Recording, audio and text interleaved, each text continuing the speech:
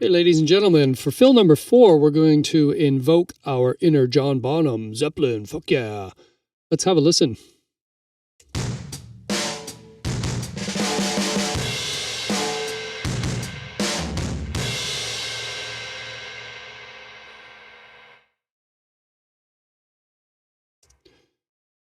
So that's some fancy snare work.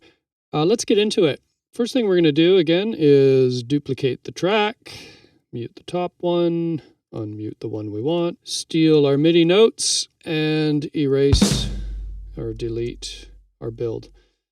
Right, so we have our crash all set up here. We can use that. Let's count out this beat. That's going to help us work out the phrasing a bit. 1 and 2 and 3 and 4 and 1 and 2 and 3 and 4 and 1. So we're just filling the 4th bar and landing on the 1 of the next bar, and that's where this is. That's the beginning of the 4th bar. We're going to borrow some of these notes here. Just going to option drag these out and shorten them, because they're a little too long. What we're going to do is ramp up the velocity on these grace notes leading into the snare hit. And they're just filling this space at the very end of this bar. So that's a very tight snare fill. Okay, it sounds like that. And you might want that. What we want is something a little more subtle. The velocity on those is much lower. So we're going to take, you can see how our notes are lined up here in the velocity sliders. So we're going to select those notes. And I'm going to use the ramping tool again. And I'm going to do that right down to the lowest level. So that sounds very slight. Let's hear how that works out. That's not bad. I think it should be a little higher. These notes are barely audible. They're just adding a little accent, but actually, I think we might want a little more out of that. So let's consider the velocity levels here. What are we talking? Top one, 28. Might be a little high, we'll see. And down to 16. All right, let's hear that and see how it sounds. Okay, that's not too bad. That sounds about right. And so you'll notice there's a large differential between this snare hit and these grace notes leading up to it. They might sound really not audible, but actually they accent that part of the bar and this beat will pop out. The rest of the fill is the remainder of the 4th beat on the bar. Luckily for us, it is already mostly occupied. Oh, actually, I'm going to leave that there. Created 2 notes. No, I didn't. And I'm going to move this one up, this one here, and pull this one back. Now, if you're following what I'm looking at here, the velocity on these alternating notes is different. Because if I ramp those 2 up,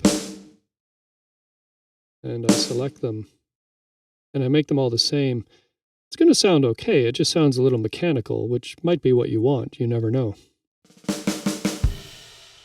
Nothing wrong with that at all. But the reality is when drummers do rolls like that or triplets like that, there's some variation in how each hand taps the beat or hits the part of the drum. And that, that creates the style and nuance of different drummers. If you want to emulate that, you can. So what we're going to do is alternate the velocity on these notes. And let's hear how that sounds.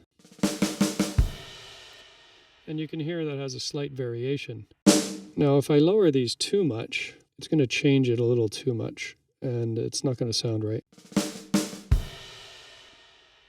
A little more subtle. So there you go. That's how you create those grace notes that lead into a snare hit. And you can use those to good effect. I'm going to copy and paste that beat back over. And paste it. And let's hear how it sounds.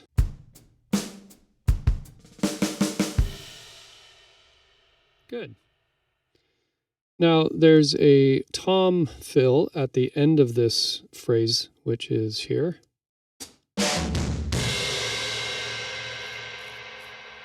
And let's see how to make that. So our crash is going to land on the 1st beat of the next bar. And we're going to fill the 4th note again, which is here. So I'm going to copy and paste the beat.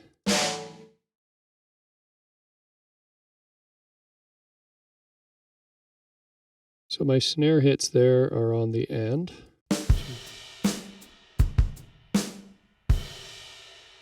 Right, and I just want to fill in this fourth note with the tom fills.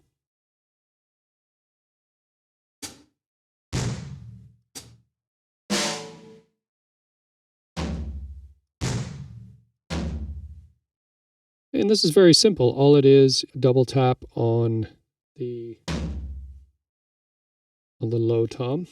I'm going to borrow this note here.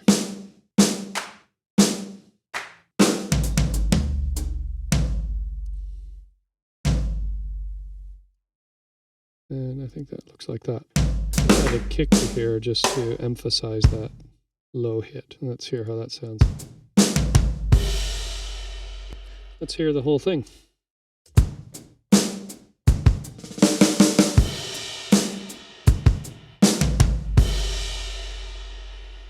Now again, I can mess with the velocity on these a bit. If I want to add a little bit of nuance, I might drag that down. I don't think they're exactly the same, but you probably won't notice much difference.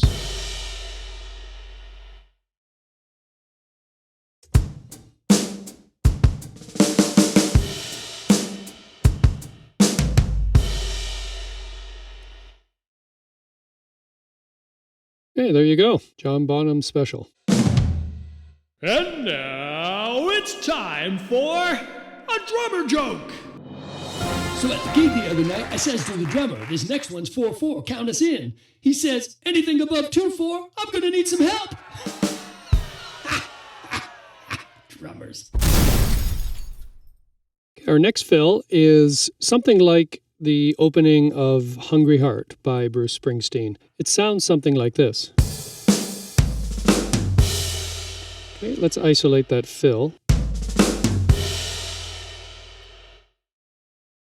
So we have a tom hit, a little snare work, and then we finish off with another tom hit. This fill sounds a little better at a higher tempo. So that's a good opportunity for us to look at how to work with multiple tempos in one song in Logic. If you drop down this window here, you'll notice there's a tempo automation, and this song is set at 80, so there it is. But you can create a node on this line, and if you just drag it up like this, it'll create a section at a different tempo. So anything that plays from this point on will be at 120, and naturally you can make adjustments back to 80 if you like. To help us out with this fill, we're going to set the loop feature to the beginning of this section so that we can just hit the space bar and it will play everything from that point on.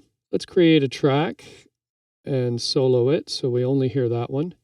We're going to option drag these notes here just to borrow something to work with, and we'll place it right there. Let's get ourselves a little bit more real estate to work with. Okay, let's delete the parts of this we don't want. So this fill begins with a hit on the high tom and at a fairly high velocity, so we're just going to grab this snare note, place it there. Now I want to do something with this snare work down here. So I'm going to set this to 64 just to change the scale view of the grid. And I'm actually going to place a note here at each one of these intervals.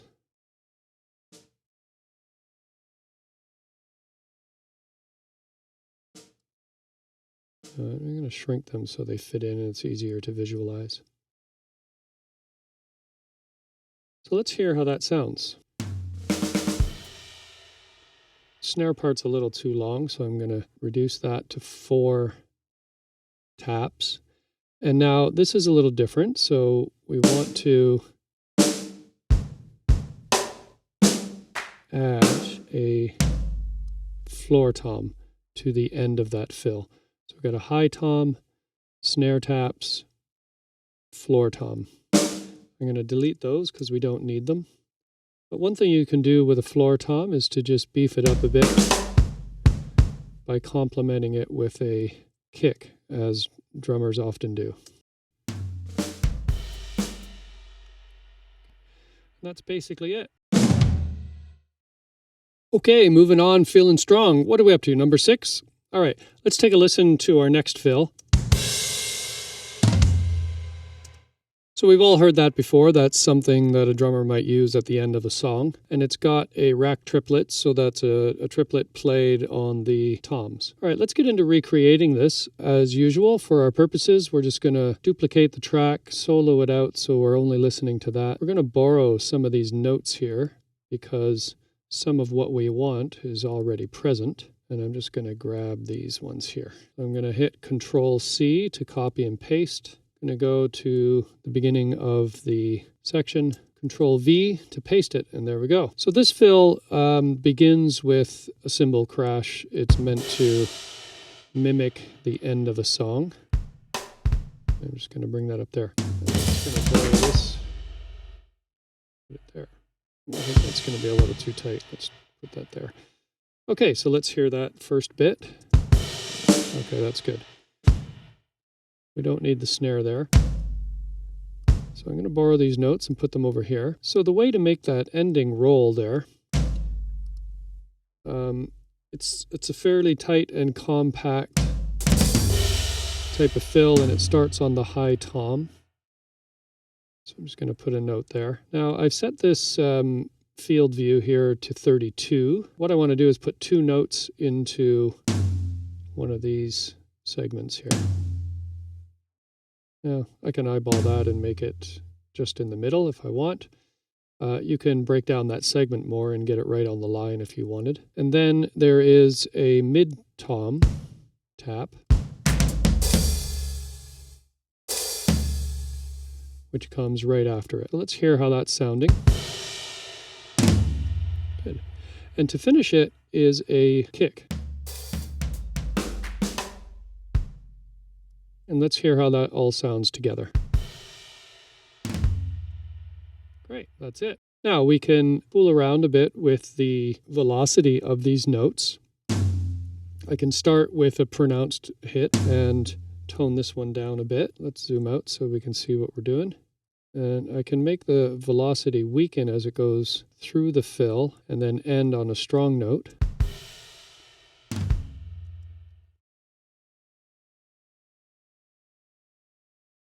Something like that with a weaker. Okay, that's a little more gentle, you'll notice. You can ramp up the velocity like that. And that gives it that sort of descending feeling.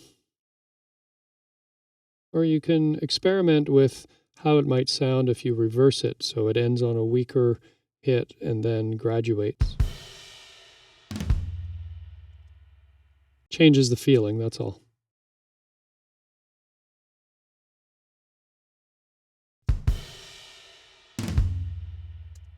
There you go.